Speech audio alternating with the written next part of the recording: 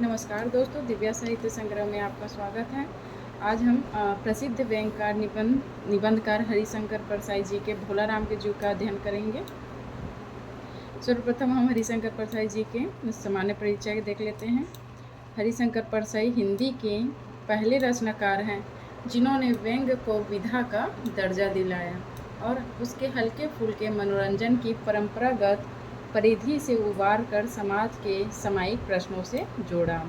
उनकी व्यंग्य रचनाएं हमारे मन में गुदगुदी ही पैदा नहीं करती, बल्कि हमें उन सामाजिक वास्तविकताओं के सामने खड़ा करती हैं जिनसे किसी भी व्यक्ति का अलग रह पाना असंभव है। सामाजिक पाखंड और रूढ़िवादी जीवन मूल्यों की खिल्ली उड़ाते हुए उन्होंने सदैव विवेक और विज्ञान सम्मत दृष्टि को सकारात्मक रूप में प्रस्तुत किया है।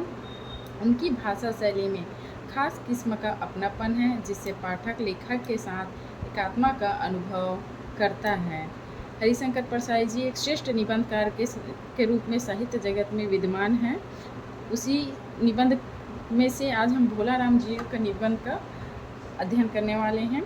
देखते हैं हरिशंकर परसाई जी की कुछ कृतियाँ इस प्रकार हैं। हंसते हैं रोते हैं जैसे उनके दिन फिरे, भोलाराम का जीव, रानी नागफनी की कहानी, भूत के पांव पीछे, तट की खोज, वैष्णव की फिसलन, सदाचार का ताबीज, विकलांग श्रद्धा का दौर। आज हम देखते हैं भोलाराम के जीव। उसका अध्ययन करने से पहले हम उसका परिचय देख लें। लेखक ने अपने एक परिचित रिटायर्ड कर्मचारी की दुखपूर्ण यथार्थ घटना से प्रेरित होकर इस कहानी की रचना की। क्या है? हरिशंकर परसाई जी ने अपने एक परिचित के रिटायर्ड कर्मचारी की दुख को देखकर यह वह सच्ची घटना को देखकर उससे प्रेरित होकर क्या है इस कहानी की रचना की। कहानी का कथानक इतना है कि भोलाराम के जीव की तलाश स्वर्ग में हो रही है, मगर उसका जीव यमदूत को चकमा देकर अपनी पेंशन की फाइल में घुस गया है। जीव की तलाश करते हुए नाराज आते हैं और साहब को खुश में अपनी बीड़ा देकर दबी फाइल निकलवाते हैं। फाइल में चिपके भोलाराम के जीव से स्वर्ग चलने के लिए कहते हैं, मगर भोलाराम का जीव कहता है कि मैं अपनी पेंशन की दरख्वास्तों में ही चिपके रहना चाहता हूँ। दरख्वास्त का अर्थ होता है प्रार्थना पत्र। दोस्तों, दरख्वास्त का अर्थ यहाँ पे हम देखते हैं प्रार्थना पत्र। कहानी सौंदर्य कथानक में न होकर उसके सहारे उभारे गए तीखे रिमार्क और चुटेले व्यंग्य के माध्यम से शासकीय ढांचे की लाल फीताशाही, घूसखोरी और क्रूरता का उजागर करने का प्रयत्न किया है। हरिशंकर परसाई जी ने वर्तमान समय में व्याप्त कार्यालयों में भ्रष्टाचार को इस भोलाराम के जीव के माध्यम से सामने प्रकट करने के प्रयत्न किया है। भारत की समाज व्यवस्था, प्रशासन तंत्र का चित्रण इस कहानी में कुशलता और मार्मिकता के साथ किया गया है। उसमें मार्मिकता में सनी मानवीय संवेदना भी है और तीखे व्यंग तिलमिला देने वाले गंभीर चोटें भी हैं। तो आइए दोस्तों, हम उसके कुछ हरिशंकर परसाई जी के और पाठ के सामान्य अध्ययन के बाद हम भोलाराम के जीव का अध्ययन करते हैं। ऐसा कभी नहीं हुआ था। धर्मराज लाखों वर्ष में असंख्य आदमियों को एक कर्म और सिफारिश के आधार पर स्वर्ग या नरक में निवास स्थान अलॉट करते आ रहे थे, पर ऐसा कभी नहीं हुआ था। सामने बैठे चित्रगुप्त बार बार थूक से पन्ने पलटकर रजिस्टर देख रहे थे। गलती पकड़ में नहीं आ रही थी। आखिर उन्होंने खींचकर का अर्थात होता है दोस्तों नाराज होकर। खींचकर मतलब नाराज होकर रजिस्टर इतने ज़ोर से बंद कर दिया कि मक्खी चपेटे में आ गई, मतलब मक्खी उसमें दब गई। कौन पन्ने पलट रहा था दोस्तों? सामने बैठे चित्रगुप्त बार बार थूक से पन्ने पलटकर रजिस्टर देख रहे थे। गलती पकड़ में नहीं आ रही थी। आखिरकार उन्होंने क्या है नाराज होकर रजिस्टर इतने ज़ोर से बंद किया कि मक्खी चपेटे में आ गई। उसे निकालते हुए वह बोले, महाराज रिकॉर्ड सब ठीक है। भोलाराम के जीव ने 5 दिन पहले देह त्यागी और यमदूत के साथ इस लोक के लिए रवाना भी हुआ, यहाँ अभी तक नहीं पहुँचा। देखो कौन है वो, महाराज को बोल रहे हैं कि रिकॉर्ड तो सब तो ठीक है, किंतु भोला राम के जीव ने अभी तक क्या 5 दिन हो गए थे अपने क्या मृत्यु हुए, और उसके देह उसके आत्मा को लेकर क्या है यमदूत के साथ वो स्वर्ग लोक के लिए रवाना भी हो गए थे, लेकिन वो क्या है अभी तक स्वर्ग लोक नहीं पहुंच पाए थे। धर्मराज ने पूछा, और वह दूत कहाँ है? महाराज, वह भी लापता है, जो लेने गया था वो दूत भी लापता है। इसी समय द्वार खुले और एक यमदूत बहुत बदहवास सा वहाँ आ गया। बदहवास मतलब होश में नहीं था, है ना। बदहवास मतलब होश में नहीं होना। उसका मौलिक कुरूप चेहरा परिश्रम परेशानी श्रम के कारण और भी अधिक विकृत हो गया था। उसे देखते ही चित्रगुप्त चिल्ला उठे, अरे तू कहाँ रहा इतने दिन? भोला राम का जीव कहाँ क्या है? उसे ही भोला राम के जीव को लेने के लिए वही यमदूत को भेजा गया था, तो क्या है कैसे लौटे? वो भी क्या लापता था, और वो बदहास से वहाँ आया, मतलब वो होश में जिसकी स्थिति में नहीं था ऐसे वहाँ प्रकट हुआ। उसका मौलिक रूप चेहरा परिश्रम परेशानी लग रहा था, वो बहुत परेशान लग रहा था। उसे देखते ही क्या है चित्रगुप्त चिल्ला उठे, कह रहे हैं कि अरे तू कहाँ रहा इतने दिन, और पूछ रहे हैं कि भोला राम का जीव कहाँ है, जिसे क्या है 5 दिन देह त्यागे हो गया था, जिसे लेके क्या है यमदूत स्वर्ग लोक के लिए रवाना हो गया था, और क्या दूध भी गायब था भोला राम का जीव भी। तो दूध के पहुँचने पे क्या है धर्मराज जी क्या उस पर चित्रगुप्त चिल्ला उठे झल्ला उठे उस पर, कहते हैं कि भोला राम का जीव कहाँ है और तू इतने दिन कहाँ था? तो यमदूत हाथ जोड़कर बोला, दया निधान मैं कैसे बताऊं कि क्या हो गया है। आज तक मैंने धोखा नहीं खाया था, पर इस बार भोला राम का जीव मुझे चकमा दे गया। 5 दिन पहले जब सब जीव ने भोला राम की देह त्यागी, तब मैंने उसे पकड़ा और इस लोक की यात्रा आरंभ की। देखो चित्रगुप्त के चिल्लाने पे क्या है यमदूत है क्या है हाथ जोड़ के उसे कह रहे हैं कि मैं उसे लेकर रवाना हुआ था 5 दिन पहले ही, लेकिन नगर के बाहर ज्यों ही मैं उसे लेकर एक तीव्र वायु तरंग पर सवार हुआ, तेहू मेरे चंगुल से छूटकर वह न जाने कहाँ चला गया। इन 5 दिनों में मैंने सारा ब्रह्मांड छान डाला, पर उसका कहीं पता नहीं चला। 5 दिन पहले उन्होंने दे त्यागा था, उसे लेके क्या है यमदूत आ रहे थे, लेकिन वो क्या कहीं गायब हो गए, है ना, उसके चंगुल से छूटकर वो गायब हो गए। 5 दिन तक क्या है उसे वो यमदूत ढूंढ रहे थे, है ना। धर्मराज क्रोध से बोले, मूर्ख जियो को लाते लाते बूढ़ा हो गया है, फिर भी एक मामूली बूढ़े आदमी की जू ने तुझे चकमा दे दिया, है ना।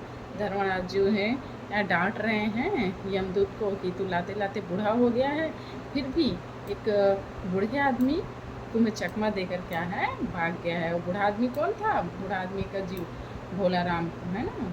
दूत ने सिर झुकाकर कहा, महाराज मेरी सावधानी में बिल्कुल कसर नहीं थी। मेरे इन अभ्यस्त हाथों में, अभ्यस्त मतलब कुशल, है ना, कुशल हाथों में अच्छे अच्छे वकील भी नहीं छूट सके, पर इस बार तो कोई इंद्रजाल हो गया, है ना, कोई मोह माया किया है तभी वो छूट के चला गया, है ना। चित्रगुप्त ने कहा, महाराज आजकल पृथ्वी पर इस प्रकार का व्यापार बहुत बना है। लोग दोस्तों का फल भेजते ही रास्ते में रेलवे वाले लोग उड़ा लेते हैं, हौजरी के पार्सलों के मोजे रेलवे अफसर पहनते हैं, मालगाड़ी के डिब्बे में डिब्बे रास्ते में कट जाते हैं। एक बात और हो रही है, राजनीतिक दलों के नेता विरोधी नेता को उड़ाकर कहीं बंद कर देते हैं। कहीं भोला राम के जीव को भी तो किसी विरोधी ने मरने के बाद भी खराबी करने के लिए नहीं उड़ा लिया। धर्मराज ने व्यंग से चित्रगुप्त की ओर देखते हुए कहा, धर्मराज व्यंग से चित्रगुप्त की ओर देखते हुए कहा, तुम्हारी भी रिटायर होने की उम्र आ गई है ना, क्योंकि धर्मराज बहुत गुस्साए हुए थे, भोला राम के जीव गायब हो गया था, तो चित्रगुप्त को भी डांट रहे थे, कहते हैं कि तुम्हारे भी रिटायर होने का उम्र आ गया है। भोला राम जैसे नगण्य दीन आदमी से किसी को क्या लेना देना होगा, है ना। नगण्य का अर्थ होता है जो गिनती के योग्य भी नहीं है, ऐसे बूढ़े आदमी किसी को क्या लेना देना रहेगा। इसी समय कहीं से घूमते फिरते क्या नारद मुनि वहाँ आ गए।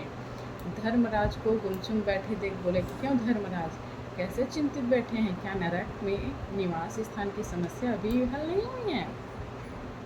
धर्मराज ने कहा, वह समस्या तो कभी की हल हो गई। मुनिवर, नरक में पिछले सालों में बड़े गुड़ी कारीगर आ गए, कई इमारतों के ठेकेदार जिन्होंने पूरे पैसे लेकर रद्दी इमारतें बनवाई। बड़े बड़े इंजीनियर आ गए हैं जिन्होंने ठेकेदार से मिलकर भारत की पंचवर्षीय योजना का पैसा खाया है। ओवरसियर है जिन्होंने उन मजदूरों की हाजिरी भरकर पैसा हड़पा जो कभी काम पर गए ही नहीं। इन्होंने बहुत जल्दी नरक में कई इमारतें तान दी है। यह समस्या तो हल हो गई। भोला राम के नाम के एक आदमी की 5 दिन पहले ही मृत्यु हो गई है। देखो, धर्मराज किनको, नारद जी को बता रहे हैं, है ना, कि भोला राम के नाम के जीव के आदमी की 5 दिन पहले मृत्यु हो गई है। उसके जीव को यह दूत यहाँ ला रहा था। जीव इसे रास्ते में चकमा देखकर भाग गया। इसने सारा ब्रह्मांड छान डाला पर वह कहीं नहीं मिला। अगर ऐसा होने लगा तो पाप पुण्य का भेद ही मिट जाएगा। नारद ने पूछा, उस पर इनकम टैक्स तो बकाया नहीं था, हो सकता है उन लोगों ने रोक लिया हो। चित्रगुप्त ने कहा, इनकम होती तो टैक्स होता, भूख मरा था, है ना। भूख मरा था मतलब वो भूख के कारण मरा था। नारद बोले, मामला बड़ा दिलचस्प है।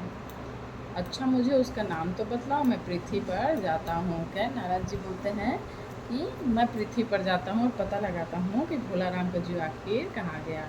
चित्रगुप्त ने रजिस्टर देखकर बताया, भोला राम नाम था उसका। जबलपुर शहर के घमापुर मोहल्ले में नाले के किनारे एक 1.5 कमरे में टूटे फूटे मकान में वो परिवार समेत रहता था। भोला राम कहाँ रहता था? जबलपुर शहर के घमापुर मोहल्ले में, है ना।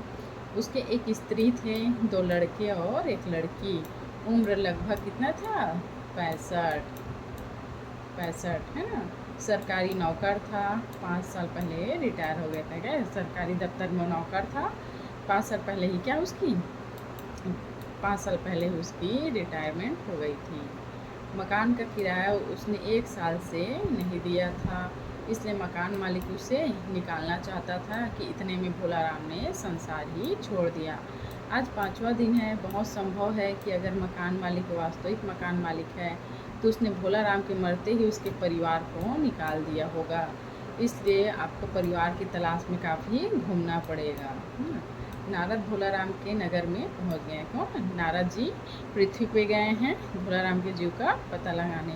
तो क्या है, नारद भोला राम के नगर में पहुंच गए हैं। माँ बेटी के सम्मिलित क्रंदन से ही नारद भोला राम का मकान पहचान गए। क्रंदन मतलब रोने का आवाज़। तो माँ बेटी बहुत ही अधिक मात्रा में अधिक रोने की आवाज़ आ रही थी। तो रोने से क्या है, नारद जी भोला राम के मकान को पहचान गए क्योंकि वहाँ रोने की आवाज़ आ रही थी। द्वार पर जाकर उन्होंने आवाज़ लगाई, नारायण नारायण नारायण। लड़की ने देकर कहा, आगे जाओ महाराज। नारद ने कहा, मुझे भिक्षा नहीं चाहिए, मुझे भोला राम के बारे में कुछ पूछताछ करनी है। अपनी माँ को जरा बाहर भेजो बेटी, है ना। नारद जी क्या है, भोला राम की पुत्री से कहते हैं कि अपनी माँ को जरा बाहर भेजो बेटी, मुझे भोला राम के बारे में कुछ पूछताछ करनी है, भिक्षा नहीं चाहिए। भोला राम की पत्नी बाहर आई। नारद ने कहा, माता भोला राम को क्या बीमारी थी, है ना। क्या बताऊँ, गरीबी की बीमारी थी। कौन कह रहे हैं? उसकी पत्नी बता रही है नारद जी के पूछने पे कि उसे गरीबी की बीमारी थी। 5 साल हो गए पेंशन पर बैठे हैं, पर पेंशन अभी तक नहीं मिली, है ना। पेंशन के सहारे वो बैठे हुए थे, लेकिन अभी तक उन्हें 5 साल रिटायरमेंट हो गया, लेकिन उन्हें पेंशन नहीं मिली। हर 10-15 दिन में एक दरख्वास्त का अर्थ हम पहले ही बताएंगे मित्रों आप लोगों को, प्रार्थना पत्र, है ना, भेजे हुए, पर वहाँ से या तो जवाब नहीं आता तो यही कि तुम्हारा पेंशन पर विचार हो रहा है। इन 5 सालों में मेरे सब गहने बेचकर हम लोग खा गए, हैं ना। उनके पास पैसे नहीं थे तो सारी उनकी पत्नी के गहने बेच के वे अपना जीवन यापन कर रहे थे। फिर बर्तन बिके, अब कुछ नहीं बचा, खा के रोने लगे। चिंता में घुलते घुलते और भूख से मरते मरते दम तोड़ दिया। नारद ने कहा, क्या करोगी माँ, उनकी इतनी ही उम्र थी। नारद जी उनसे समझाते हुए कह रहे हैं कि उनकी इतनी ही उम्र थी। ऐसा तो मत कहो महाराज, उम्र तो बहुत थी, 50-60 रुपया महीना पेंशन मिलता तो कहीं कुछ काम करके गुजारा हो जाता, पर क्या करें, 5 साल नौकरी से बैठे हो गए, अभी तक कोई कौड़ी नहीं मिली। दुख की कथा सुनने की फुर्सत नारद को नहीं थी। क्यों? क्योंकि वो भोलाराम के जीव का पता लगाने आए थे, है ना, उसे ले जाने के लिए। वह अपने मुद्दे पर आए और बोले, माँ यह बताओ कि यहाँ किसी से क्या उनका विशेष प्रेम था जिससे उनका जी लगा हो? पत्नी बोली, लगाओ तो महाराज बाल बच्चों से ही होता है, नहीं परिवार के बाहर भी हो सकता है। मेरा मतलब कोई स्त्री। स्त्री ने गुर्रा कर मतलब जोर जोर से आवाज़ में गुस्सा होकर नारद की ओर देखा। बोली, बको मत महाराज, साधु हो, कोई लुच्चे लफंगे नहीं हो। जिंदगी भर उन्होंने किसी दूसरी स्त्री को आंख उठाकर भी नहीं देखा। नारद हंसकर बोले, तुम्हारा सोचना ठीक ही है, यह भ्रम अच्छी गृहस्थी का आधार है। अच्छा माता, मैं चला। व्यंग्य समझने की असमर्थता ने नारद को सती के क्रोध की ज्वाला से बचा लिया। स्त्री ने कहा, महाराज आप तो साधु हैं, सिद्ध पुरुष हैं, कुछ ऐसा नहीं कर सकते कि उनकी रुकी हुई पेंशन मिल जाए? इन बच्चों का पेट कुछ दिन भर जाएगा, है ना। स्त्री के क्रोध के बाद फिर वो उनको शांत कराते हैं नारद जी। नारद हंसकर सभी स्थिति को शांत कराते हैं।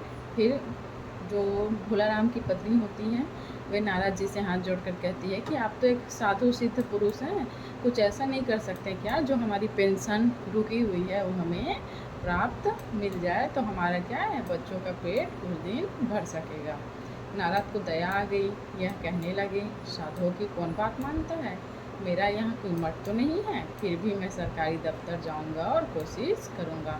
वह कहते हैं, जो उसकी पत्नी पे उसको दया आ गया उसकी बातों को सुन के, तो कहते हैं कि यहाँ साधु की बात कौन ही मानता है, लेकिन फिर भी मैं तुम्हारे बोलने पे क्या है, मैं सरकारी दफ्तर जाऊँगा और कोशिश करूँगा, है ना। वहीं से चलकर नारद दफ्तर पहुँचे। दफ्तर मतलब कार्यालय पहुँचे, जहाँ पहले ही कमरे में बैठे बाबू से उन्होंने भोलाराम के बारे में बातें की। उस बाबू ने उन्हें ध्यानपूर्वक देखा और बोला, भोलाराम ने दरखास्त तो भेजी थी, मतलब प्रार्थना पत्र तो भेजी थी, पर उन पर वजन नहीं रखा था, इसलिए कहीं उड़ गई होगी। इस वजन का अर्थ हम आगे चल के आपको समझाते हैं मित्रों। नारद ने कहा, भाई यहाँ तो बहुत पेपर वेट रखे हैं, इन्हें क्यों नहीं रख दिया? बाबू हंसा, आप साधु हैं, आपको दुनियादारी समझ में नहीं आती, दरख्वास्तें पेपर वेट से नहीं दबती। खैर, आप उस कमरे में बैठे बाबू से मिलिए। नारद उस बाबू के पास गए, उसने तीसरे के पास भेजा, तीसरे ने चौथे के पास भेजा, चौथे ने पाँचवें के पास। जब नारद 25-30 बाबुओं और अफसरों के पास घूम आए, तब एक चपरासी ने कहा, महाराज आप क्यों इस झंझट में पड़ गए हैं? आप अगर साल भर भी यहाँ चक्कर लगाते रहें तो भी काम नहीं होगा। आप तो सीधे बड़े साहब से मिलिए, उन्हें खुश कर लिया तो अभी काम हो जाएगा। नारद बड़े साहब के कमरे में पहुँचे। बाहर चपरासी ऊँघ रहा था, है ना, मतलब वो सो रहा था, वो आधे नींद में था, इसलिए उन्हें किसी ने छेड़ा नहीं, है ना। उन्हें एकदम बिना विजिटिंग कार्ड के आया देख साहब बड़े नाराज़ हुए। बोले, इसे कोई मंदिर समझ लिया है क्या? घबराते हैं, मतलब उन्होंने क्या है, बिना किसी से बताए पूछे हो सीधा अंदर चले गए। तो बाबू क्या है, उन पर नाराज़ हो रहे थे। वो नारद जी को बोल रहे थे, इसे कोई मंदिर समझा है क्या, जो घड़घड़ाते चले आए, चिट क्यों नहीं भेजे? नारद ने कहा, कैसे भेजता, चपरासी तो सो रहा है। क्या काम है? साहब ने रौब से पूछा। नारद ने भोलाराम का पेंशन केस बतलाया। साहब बोले, आप हैं वैरागी, दफ्तरों के रीति रिवाज नहीं जानते। असल में भोलाराम ने गलती की, भाई यह भी एक मंदिर है, यहाँ भी दान करना पड़ता है, भेंट चढ़ानी पड़ती है। आप भोलाराम के आदमी मालूम होते हैं, भोलाराम की दरख्वास्तें उड़ रही है, उन पर वजन रखिए। नारद ने सोचा कि फिर यहाँ वजन की समस्या खड़ी हो गई। साहब बोले, भाई सरकारी पैसों का मामला है, पेंशन का कैसा केस 20 दफ्तरों में जाता है, देर लग ही जाती, हजारों बार एक ही बात का 1000 जगह लिखना पड़ता है, तब पक्की होती है। जितनी पेंशन मिलती है उतनी कीमत की स्टेशनरी लग जाती है, जल्दी भी हो सकती है। मगर साहब बोलते बोलते क्या रुक गए। नारद ने कहा, मगर क्या? साहब ने कुटिल मुस्कान के साथ कहा, है ना, मगर वज़न चाहिए। आप समझे नहीं? जैसे आपकी सुंदर वीणा है, इसका भी वज़न भोलाराम की दरख्वास्तों पर रखा जा सकता है। मतलब क्या है, वो यहाँ पे घूस की बात कर रहे हैं कि आप हमें क्या है, या तो पैसे दीजिए, या कुछ उनकी जो पेंशन है वो फाइल, हम पेंशन को दिलवाने के लिए हमें क्या है, हमें कुछ घूस चाहिए, जिसे लेकर हम क्या है उसको पेंशन दिलवा देंगे, है ना। तो नारद जी के हाथों में वीणा देखकर बोलते हैं कि आपके पास सुंदर वीणा है, इसका भी वजन भोलाराम के दरख्वास्त पर रखा जा सकता है। मतलब हम आपका वीणा लेके हम उसकी पेंशन दिलवा सकते हैं। मेरी लड़की गाना बजाना सीखती है, पर मैं उसे दूंगा, है ना, कि मेरी बेटी है वो गाना बजाना सीखती है, तो मैं उन्हें वीणा दूंगा। साधुओं की वीणा तो बड़ी पवित्र होती है, लड़की जल्दी संगीत सीख गई तो उसकी शादी हो जाएगी।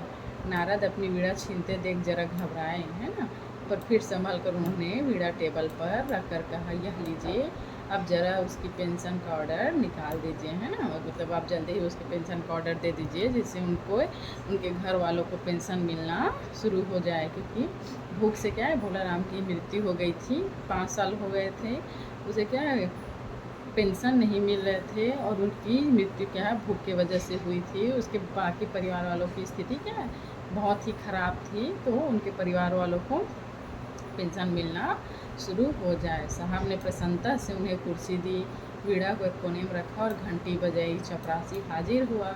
साहब ने हुक्म दिया, बड़े बाबू से भोलाराम के केस की फाइल लाओ।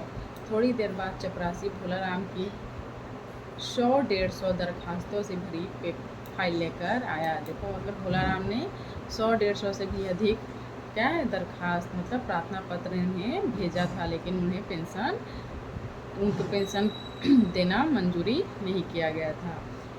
उसमें पेंशन के कागजात भी थे। साहब ने फाइल पर नाम देखा और निश्चित करने के लिए पूछा, क्या क्या नाम बताया साधु जी आपने? नारद ने समझा कि कुछ ऊंचा सुनता है, इसलिए जोर से बोले, भोलाराम। सहसा फाइल से आवाज आई, कौन पुकार रहा है मुझे, पोस्टमैन है क्या? पेंशन का ऑर्डर आ गया। साहब डरकर कुर्सी से लुढ़क गए। देखो, ये किसकी आवाज़ थी? जो भोलाराम के जीव को ढूंढने नारद जी पृथ्वी लोक पे आए थे, वो क्या है पेंशन की फाइल में अटका हुआ था, है ना, क्योंकि उन्हें पेंशन के लिए उन्होंने प्रार्थना पत्र लिख लिख के थक गए थे, और क्या है यमदूत को चकमा देकर वो उनका जो जीव है वो उनके पेंशन के फाइल में आके लटका हुआ था।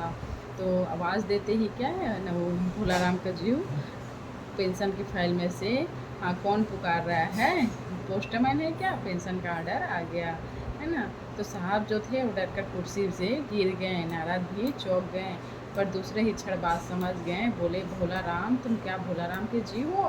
तो पेंशन की फाइल से आवाज़ आई, हाँ आवाज़। नारद ने कहा, मैं नारद हूँ, मैं तुम्हें लेने आया हूँ, चलो स्वर्ग में तुम्हारा इंतज़ार हो रहा है।